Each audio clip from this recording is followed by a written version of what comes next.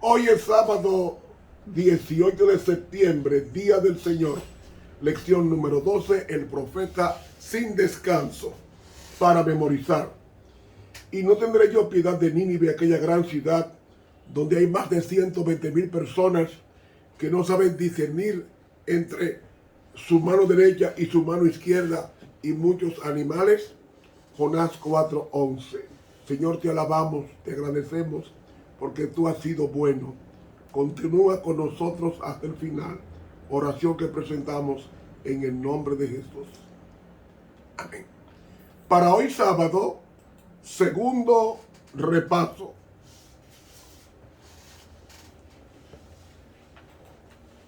Hemos venido hablando de la forma exclusiva de considerar el mensaje de Dios para Israel nada más. Y el objeto de la misión de Jonás en Nínive era de combatir de forma enérgica y rechazar por completo la errónea idea de que solamente los judíos podían ser salvos, o eran salvos, o merecían la salvación. Pero Dios es universal. Dios no es solamente del dominicano o del americano. Dios es también del europeo, el asiático, el africano y el de Oceanía. Y esa divina providencia la dispensa Dios, porque de tal manera amó Dios al mundo. No dice al dominicano o al americano, al mundo. Y Jonás tenía que entender que su misión era llevar el evangelio a una nación sumamente sanguinaria y terrible. Jonás 4:2 nos dice: y oró a Jehová y dijo, ahora, oh Jehová, ¿no es esto lo que yo decía estando aún en mi tierra? Por eso me precaví huyendo a Tarsis, porque sabía yo que tú eres Dios clemente y piadoso, tardo para la ira y de grande misericordia, y que te arrepientes del mal. Hermanos, eso es Dios. Cuando el hombre pecó, Dios no nos dejó solos. Dios murió por Adán, que no era judío. Murió por Naamán, que era sirio, no judío. Murió por Abraham, que no era judío, era babilonio Abraham. Murió por todos nosotros. El evangelio es buenas nuevas o buenas noticias al mundo entero. ¿Cuál es la buena noticia? De que ya Cristo murió y pagó el pecado de cada uno de nosotros. Lo que tenemos que hacer es ir a Él buscando ese regalo llamado perdón. Y Jonás trata de escapar, como muchos hermanos se niegan a trabajar en la iglesia para Dios y salen huyendo a los cargos, así como Jonás salió huyendo al cargo, a la encomienda de predicar este evangelio del reino. Y hermanos, al huir Jonás, él tiene miedo de que la prédica de arrepentimiento desvíe la destrucción que amenazaba a Nínive. Y él quería salvar su reputación. Y según el hombre natural que había en Jonás, él no quería fallar. Y él decía que Nínive merecía el castigo, pero no es Nínive, todos merecemos el castigo de Dios. Todos. Pero mis hermanos, la aplicación de ese castigo que cae sobre él en razón de su obstinada resistencia a la voluntad de Dios, de ser engullido por un gran pez, representa lo que Israel seguramente acarreará sobre sí por causa de su obstinada resistencia al llamado de Dios y por rechazar y apartarse de la presencia de Dios. Por eso Jesús dijo en en Mateo 12, 39, y él respondió y les dijo: la generación mala y adulterina demanda señal, mas señal no le será dada, sino la señal de Jonás, profeta. ¿Cuál era la señal de Jonás? Escapar del gran pez y de propagar con éxito en Nínive. Porque como estuvo Jonás en el vientre de la ballena 3 días y 3 noches, así estará el Hijo del Hombre en el corazón de la tierra 3 días y 3 noches. Los hombres de Nínive se levantarán en el juicio con esta generación y la condenarán, porque ellos se arrepintieron a la predicación de Jonás, y aquí más que Jonás en este lugar. Es decir, había mucha luz para arrepentirse en los pueblos donde Jesús era rechazado. Sin embargo, Nínive, que no tenían la luz que tuvieron los judíos, no rechazaron, sino que aceptaron el mensaje de Jonás y se arrepintieron y fueron salvos. Porque nosotros no solamente seremos juzgados por las obras, sino por las oportunidades también que tuvimos y por la gran luz recibida rechazada. No es lo mismo perderse un evangélico que un ateo. Los dos se pierden, pero no va a coger más fuego que otro. ¿Por qué? Porque Dios juzga en base a la luz recibida. Y el pueblo de Israel tenía mucha luz.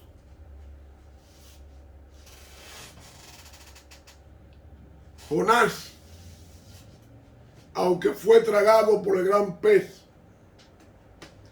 cuando él le pide al Señor desde el vientre del pez, Dios lo lleva a la playa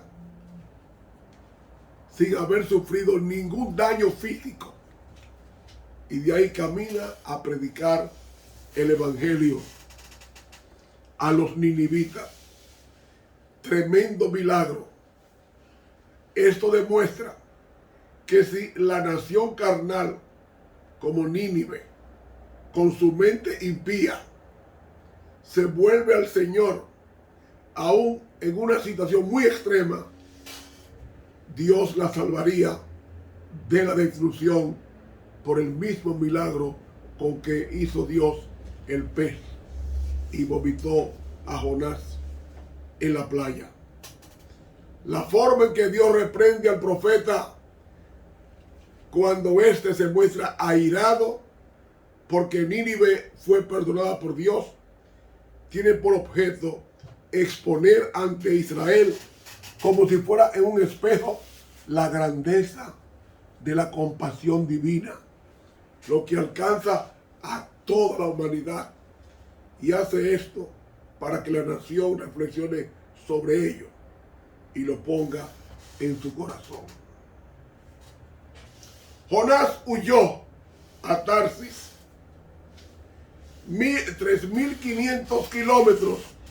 Era un llamado para ir a Nínive. pero Jonás salió huyendo 3.500 kilómetros de distancia. Él no tenía la intención de abandonar el oficio profético. Lo que quería Jonás era ausentarse sin permiso por un tiempo hasta que la situación desagradable se resolviera. Hermanos, Jonás huyó. Jope era un puerto marítimo importante en la costa de Israel en los días de Jonás, y desde allí salían barcos hacia distintos puntos del mar Mediterráneo.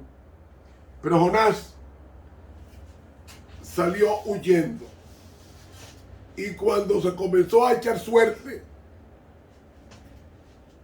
esto se empleó con el propósito, como los paganos que llaman suertes, porque ellos creían que sus dioses guiaban el resultado. Por eso que parece que Dios dirigió el resultado para que Jonás fuera echado en el mar tempestuoso. Jonás predicó de que servía al Dios creador del cielo y de la tierra. Y Jonás,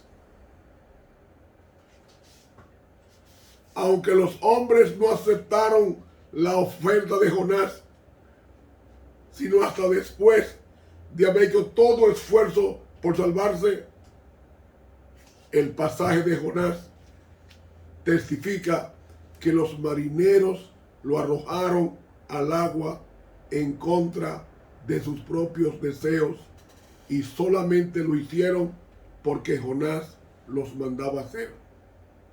Y en un intento de ser librados de toda culpa ante los dioses, los marineros ofrecieron una oración al Dios verdadero y rogaron que lo que estaban haciendo, arrojando a Jonás, no les fuera tomado en cuenta.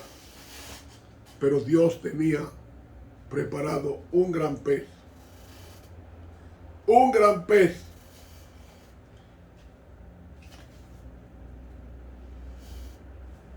¿Qué gran pez era ese? ¿Ballena?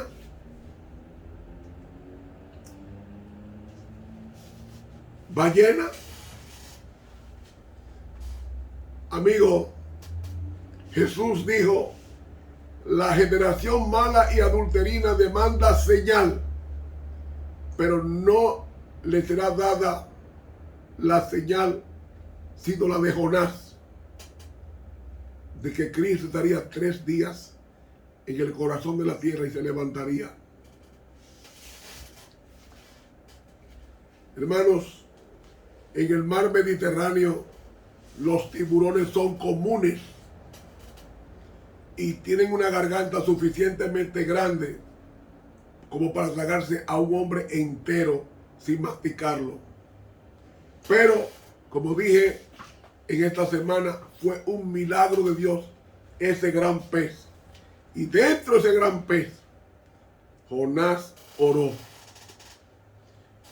En un caso de desesperación, la oración es la mejor herramienta. La oración a Dios.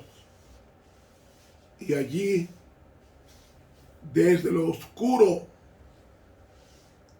Dios desde el cielo escuchó la oración de Jonás.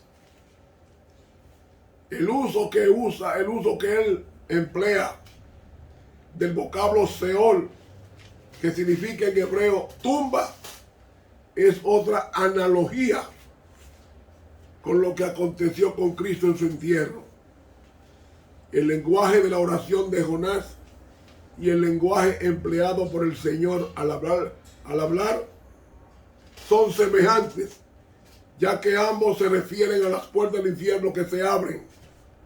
Y también se puede comparar Jonás 2:9 con el lenguaje de Jesús y el voto de Jonás de pagar lo que había prometido fue su forma de expresar que cumpliría la misión que le fue encomendada, y así mandó Jehová al pez y vomitó a Jonás en tierra, según Jonás capítulo 2.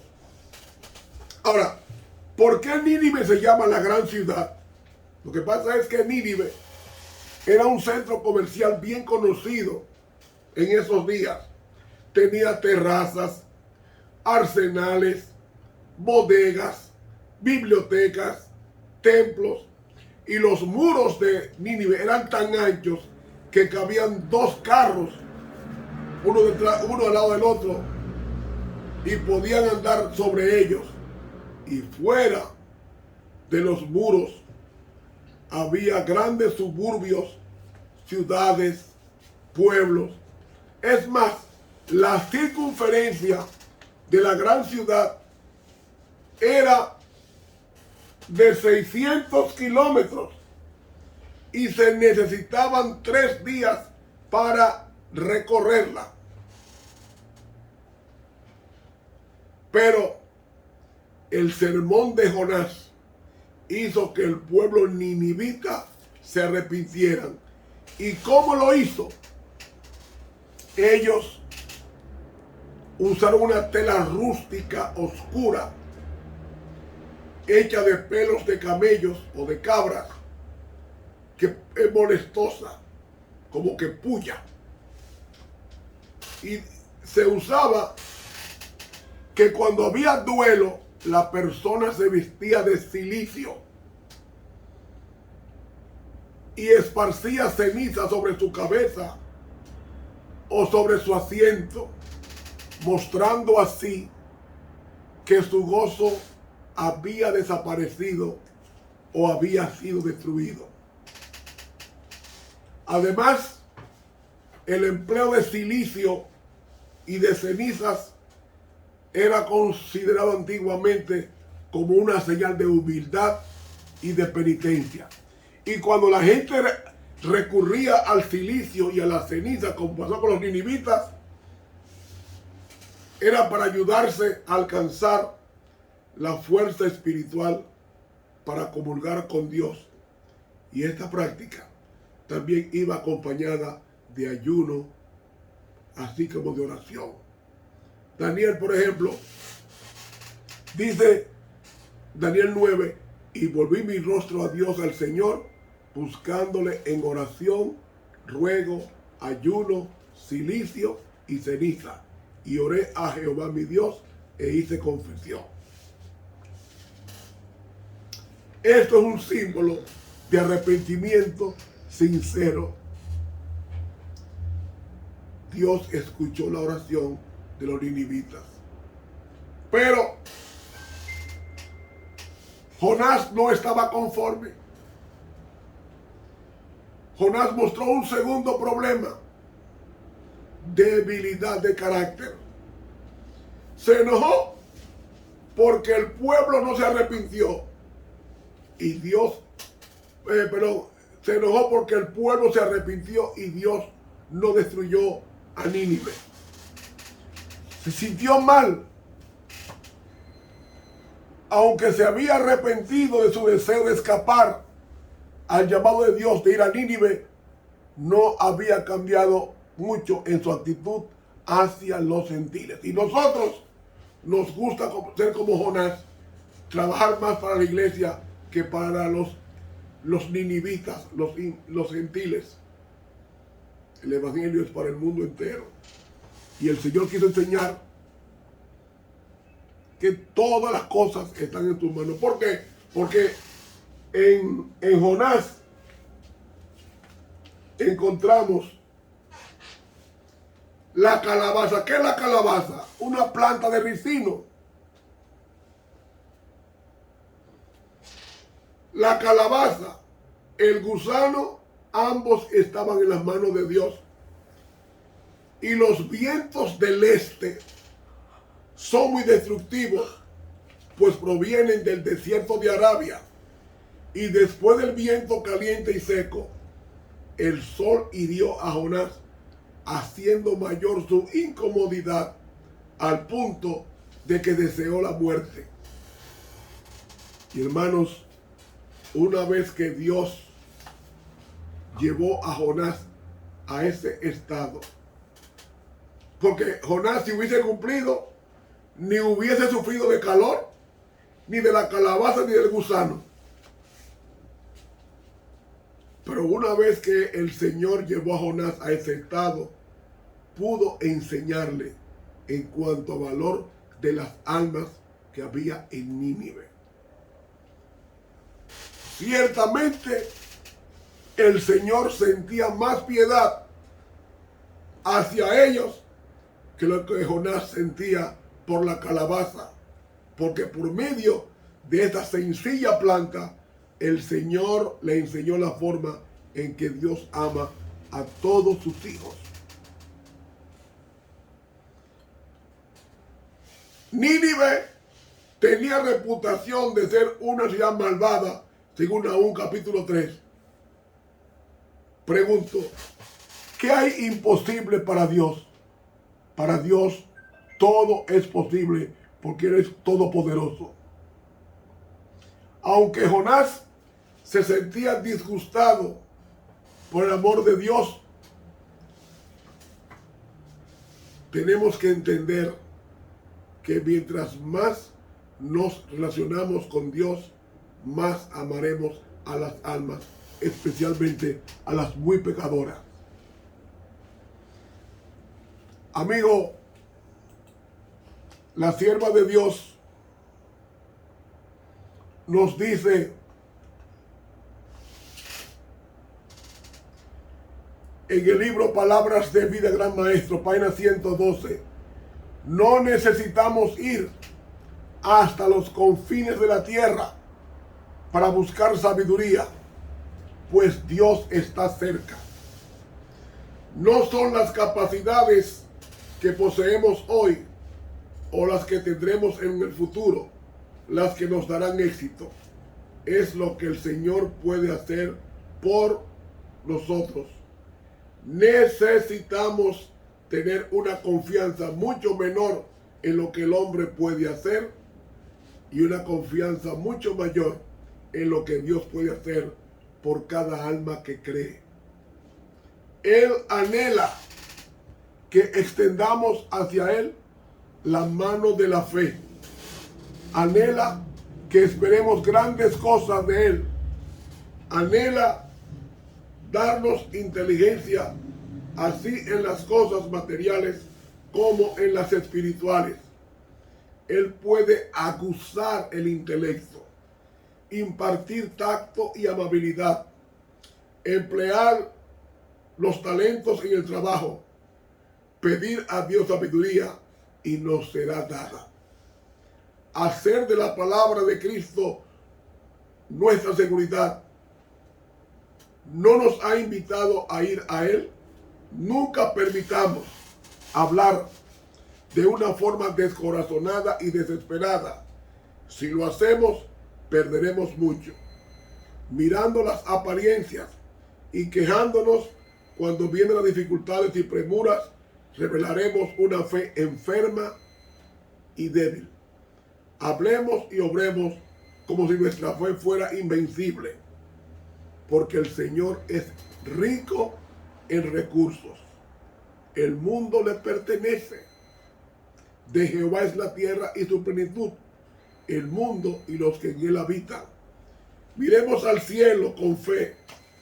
Miremos a aquel que posee luz, poder y eficiencia. Palabras de Vida, el Gran Maestro, página 112.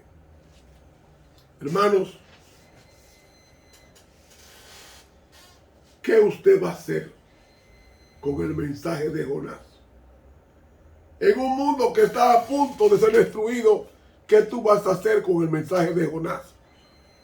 ¿Va a huir para no predicarlo, como hizo Jonás? ¿O tú vas en gran manera a cumplir con la gran misión? ¿Te atreverías tú a predicarle el evangelio a los gentiles? ¿O qué tal solamente en el círculo de los hermanos de iglesia para discutir teología?